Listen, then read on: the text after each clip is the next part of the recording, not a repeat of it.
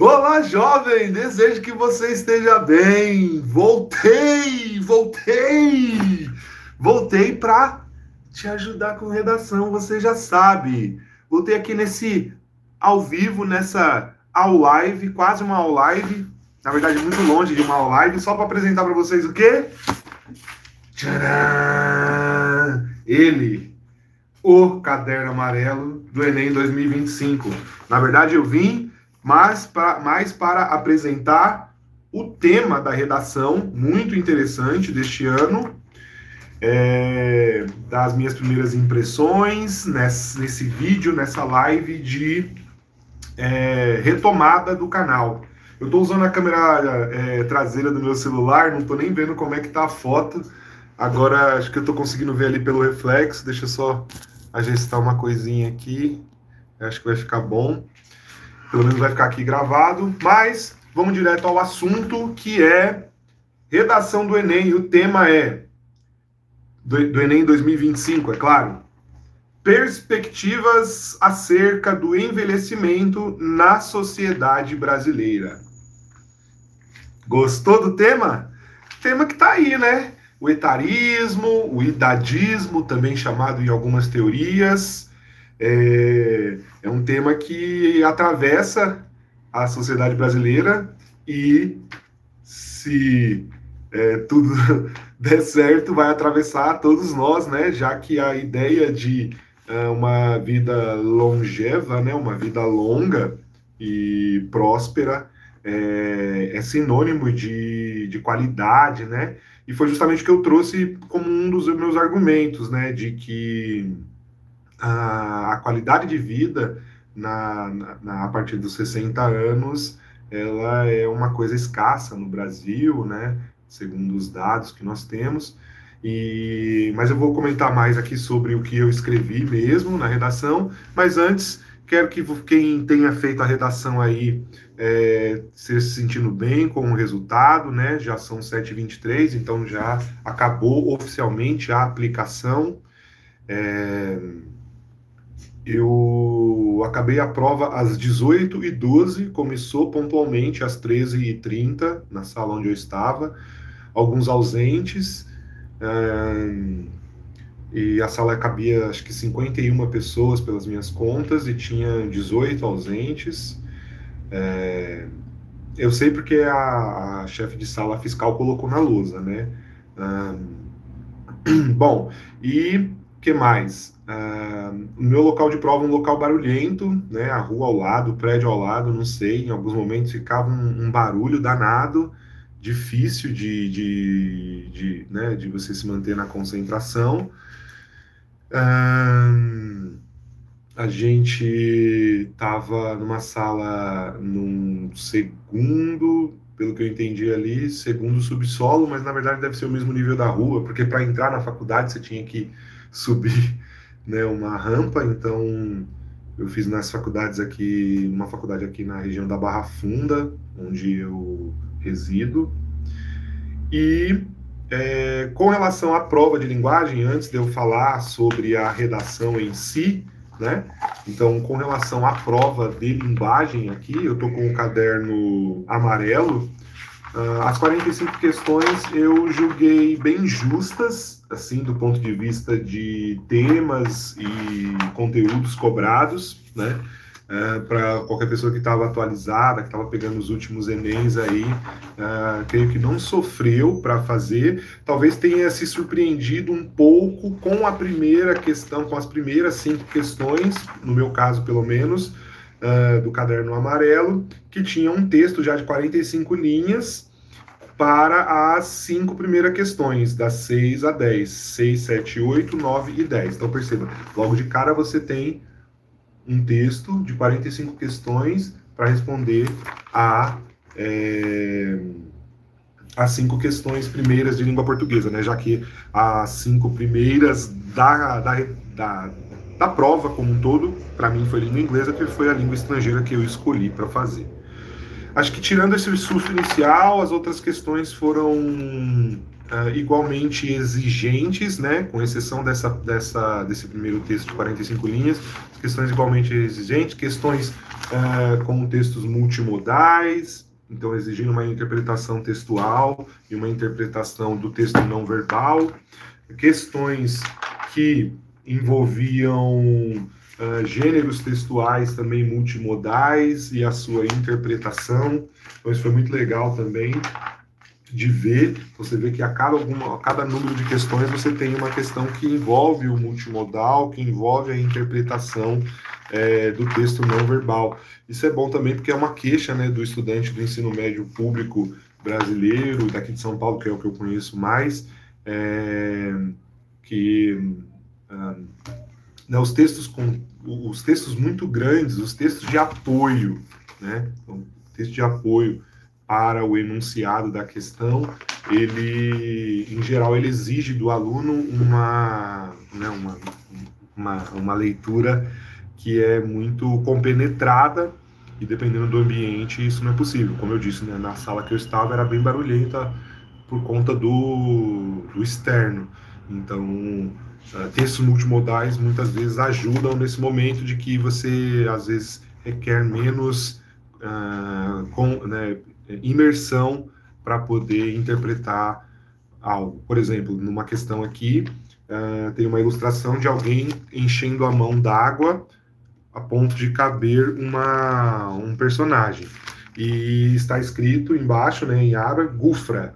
Então, o significado de gufra, a quantidade de água que pode ser segurada com as mãos. Então, é uma série de ilustrações que mostram palavras do mundo, de outros idiomas, que não podem ser traduzidas diretamente, né? E aí ela faz uma ilustração e explica essas palavras. Então, a pergunta era sobre isso, sobre explicar a expressão o significado da expressão ilustrada, né? Então, creio que pessoas com mais dificuldade em questões que têm textos exigentes, longos, densos, tenham se dado bem nessas outras questões com textos não verbais, né? O que mais? Assim que eu folheei, né, o texto logo que eu peguei, folheei o caderno de questões logo que eu peguei, e obviamente para eu poder saber a redação, para eu saber se eu tinha repertório sociocultural para aquilo suficiente, se eu podia já fazer a prova de linguagens, porque eu ia fazer eu ia fazer o texto sem maiores problemas, né, o esboço do texto, o rascunho. Como eu vi que era um tema que não me exigia tanto, aí eu fui para a primeira questão e fiz da 1 a 45. Mas quando eu estava folheando a prova e vi uma questão sobre também etarismo e sobre atualização nos símbolos e nos significados relacionados ao etarismo, né? Assim, eu percebi uma relação aí já com o tema, né? Da redação, né? Na verdade, aqui eu falei uma questão, não, mas um dos textos de apoio, me perdoe, um dos textos de apoio, né? E outra coisa também curiosa, essa prova trouxe 6 textos de apoio. Então é um sinal de que o INEP, na minha interpretação, é um sinal de que o INEP entende a escassez de fontes e de debate na sociedade sobre isso. Então entregou 6 fontes, 6 possibilidades de diálogo, ou de começo de argumento, ou de fortalecimento de um ponto de vista, ou de retirada de uma tese, né? E gostei bastante disso, trouxe dados, eu usei esses dados, né? Existe um mito de que você não pode usar dados dos textos motivadores, isso é um mito, eu ensino aqui no canal e ensino para os meus alunos particulares, que você usando esses dados para corroborar, para fortalecer um dos seus argumentos, eles são muito bem-vindos e são pertinentes e são produtivos, né? Pertinente ao tema e produtivos ao sua argumentação, à sua tese, o que você vai construir lá na proposta de intervenção, tá bom? Então, comentando aí a prova de linguagem, chegando finalmente falando sobre a redação. Bom, a redação, ela foi, como é que eu digo, para mim foi um pouco só exigente como que eu ia concatenar, como que eu ia ligar o que eu queria dizer a um repertório sociocultural que fosse legitimado, que fosse pertinente, né? Então, só para vocês entenderem, quando eu explico para os meus alunos, quando eu falo como que você deve iniciar uma redação, eu sempre falo sobre contextualizar. Contextualização leva você a apresentar a sua ideia principal, a sua tese. Essa tese vai estar relacionada a dois argumentos principais que você vai desenvolver no D1 e no D2, né? Nos dois parágrafos de desenvolvimento. Então eu trouxe como contextualização o filme O Curioso Caso de Benjamin Button. Eu sei que foi um pouco ousado, né? Mas foi só para construir essa relação de que no filme, e aí eu acabei tendo de usar um pouco mais de linha para contextualização do que eu mesmo oriento. Eu oriento ali 1,5 linha, 2 linhas, eu acabei usando 2,5 linhas praticamente para poder contextualizar o filme, né? Que então o protagonista nasce com uma doença que lhe confere um aspecto. Aí, para eu não usar a palavra velho, porque eu sabia que eu ia precisar usar depois essa palavra, para a gente não repetir, eu já usei um adjetivo assim mais rebuscado, né? E também para chamar a atenção, que que ele confere um aspecto caquético, né? Que é a história do Benjamin Button lá no filme que a gente vê. No início da vida, e aí eu depois dei uma desenvolvida melhor aqui no texto final, mas que vai rejuvenescendo, porque eu coloquei aqui um aspecto caquético no início da vida, mas que vai rejuvenescendo ao longo da história, alcançando, né, uma idade avançada com os benefícios da experiência, porém com uma aparência jovem. E aí, beleza, eu usei 2,5 linhas para trazer esse contexto, e aí, nossa, mas o que isso tem a ver com o envelhecimento, perspectivas de envelhecimento na sociedade brasileira? Eu coloquei, no entanto, ao contrário do enredo cinematográfico, sacou? Tá pegando a manha? Então você contextualiza com algo que você pode usar como exemplo contrário. E foi isso que eu fiz. Então ao contrário do enredo cinematográfico, a realidade brasileira impõe sobre os idosos dois desafios. Baixa qualidade de vida devido a questões... aí isso aqui, depois eu consertei, porque baixa qualidade de vida devido a questões. Né? Isso é uma cacofonia que a gente deve evitar, tá? E aí no texto final eu acabei mudando questões econômicas e além, agora não lembro se eu usei além ou bem como, um notório desprestígio social. Então perceba, eu já dei meu argumento 1, meu argumento 2, fortalecendo a tese de que no Brasil não é fácil você envelhecer. Você não fica com os prestígios que a beleza atribuída à juventude te dá, né? Você não... muitas vezes não tem a oportunidade de dividir a experiência que você tem com quem tem menos experiência e etc. Entende? Então, e com isso eu apresentei né, já ali um início da minha proposta de intervenção, que seria ambos os obstáculos, portanto, olha aí, o conectivo deslocado. Eu sempre ensino que, assim, usou um ponto, busca usar um conectivo, porque a competência 4 da redação do Enem vai olhar para isso. Para qual é o seu domínio sobre os mecanismos linguísticos de coesão e coerência. Então, quando você usa ele deslocado, você está mostrando que você não só conhece, como conhece deslocando. No caso, eu coloquei ambos os obstáculos, vírgula, portanto, vírgula, devem ser superados através de políticas públicas e conscientização de boa parte da população. Lá, acho que quando eu coloquei políticas públicas, acho que eu coloquei políticas públicas econômicas.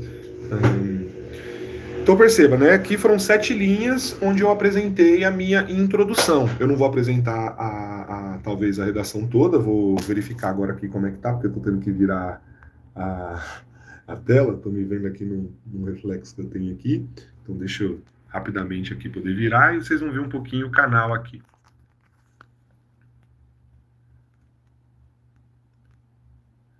Tá tudo acontecendo bem. E como vai ficar gravado, não importa a quantidade agora, tá? Muito bem, então indo falar sobre o desenvolvimento. Como eu trouxe como um argumento 1, questões econômicas, então, né, a baixa qualidade de vida devido a questões econômicas, o meu argumento ele precisou ser embasado numa coisa que legitimada na sociedade, que é a questão do salário mínimo no Brasil ser baixo para as necessidades básicas e ele ser a base para a aposentadoria. Né? Então, eu coloquei em primeiro lugar, é consenso que o salário mínimo brasileiro, atualmente em R$ 1.612, e base para a aposentadoria, não atende às necessidades básicas dessa parcela da população, sobretudo aqueles dessa população, sobretudo aquela com maiores despesas com saúde. Na verdade, eu dei uma reformulada no texto final para ficar mais coerente, mas tinha a ver com isso, né? Eu dava como exemplo né, esses maiores, em geral, esse maior gasto com saúde que a terceira idade passa. Aí coloquei, nesse sentido, o fato de 38% dos velhos ativos, que é uma expressão que é usada num dos dados dos textos motivadores, serem a principal fonte de renda de seus respectivos lares, corrobora com a urgência de uma política de inclusão mais assertiva para o aposentado do Brasil. Então, perceba, eu disse que um dos meus argumentos sobre a questão precária, né, da baixa qualidade de vida, a questão precária da vida do aposentado no Brasil, um dos argumentos é qualidade de vida baixa por conta de questão econômica. Então, o que eu desenvolvi? Eu desenvolvi que a questão econômica ela está diretamente ligada ao valor do salário mínimo, então, e que dessa forma envelhecer não se tornará um sinônimo. Não, mais inclusivo aposentar. E dessa forma, envelhecer não se tornará um sinônimo de perda de qualidade de vida, como sugere o documentário Quantos Dias, Quantas Noites, em relação àqueles que acumulam ou que acumularam desigualdades em suas trajetórias. E aí eu mudei também uma coisa lá, porque eu não coloquei qualidade de vida de novo, porque qualidade de vida acho que eu já tinha falado antes aqui. Então perceba, é bom você demarcar autoria. Né? Demarcar autoria é você meio que dar uma opinião, como você não pode usar a primeira pessoa, você coloca uma opinião às vezes disfarçada num advérbio, num adjetivo, como infelizmente ou infelizmente, e coisas do tipo. Né? Aí eu vou para o desenvolvimento 2. Em segunda instância, então, perceba, eu abri o argumento 1 com em primeiro lugar. Aí eu abri o argumento 2, né, então desenvolvimento 2, com em segunda instância, só para manter essa coerência e essa coesão, né? Então, coerência no sentido de partes do texto estarem apresentadas segundo uma lógica. E aí, em segunda instância, faz-se necessário condenar o papel relegado aos mais velhos na sociedade atual. Infelizmente, diferente de culturas em que a figura do griot, um tipo de mantenedor, né, dos saberes de uma comunidade, assume vital importância para o cotidiano. Então, aí eu falei sobre isso, né, do papel do griot no Brasil, o envelhecimento. Então, assim, o que eu falei? Infelizmente, ó, tá vendo? Infelizmente, diferente de culturas que tem o griot, aí explico o que é griot, né, tal, no Brasil, o envelhecimento ainda ocupa um status de chacota e que deve ser recusado. Entretanto, os dados sobre o envelhecimento da população brasileira apontam para uma inevitável mudança no entendimento sobre o papel social dos aposentados, visto que eles compõem um arcabouço de experiência de valor incalculável. Aqui eu coloquei isso, mas lá eu dei uma reformulada também para ficar menos opinião pessoal e mais baseado em fatos. Ou seja, a gente tem um aumento nos últimos anos de 10% na população idosa, né, que é 60 anos. Na verdade, a pesquisa que aparece aqui nos textos motivadores considerou a idade de 65 porque internacionalmente é o parâmetro usado para idoso, né? Aqui no Brasil, o Estatuto do Idoso considera a partir dos 60 anos.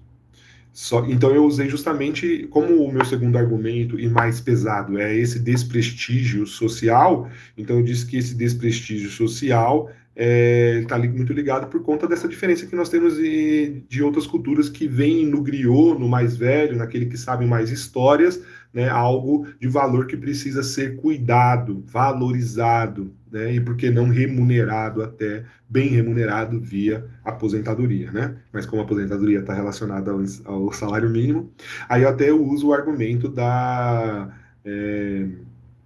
dos benefícios, né? Então, ó, sendo assim, Aí eu vou para a minha conclusão. Eu apresento os 5 elementos, né, obrigatórios da proposta de intervenção: agente, ação, detalhamento, né, a maneira, o modo e o para quê, o efeito. Né? Então, quando você tem esses 5 elementos, para os 2 argumentos que você usou, né? Por isso que é importante você estar atento a isso, porque tem gente que usa os 5 elementos, mas só atende a um dos argumentos, no caso, o argumento da questão financeira, da questão econômica. Eu dei um argumento para essa questão e eu dei uma proposta de intervenção com 5 elementos para essa questão econômica que atinge os mais velhos, e também dei outros 5 argumentos para a questão do desprestígio social. Então, olha só o que eu coloquei. Sendo assim, o Estado, por intermédio do Ministério da Cidadania, deve promover a valorização de aposentados brasileiros através de benefícios extras para medicamentos, alimentação e lazer, para que todos alcancem uma segurança nos aspectos mais básicos do final da vida.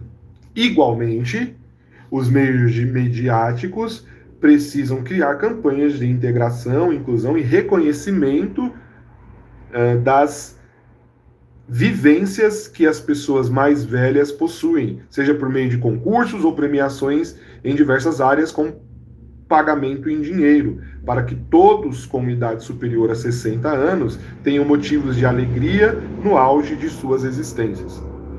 Aí, beleza, então eu entreguei 5 elementos, uma proposta de intervenção relacionada ao meu primeiro argumento, questão econômica. 5 elementos relacionados à meu segundo argumento, que era o desprestígio social.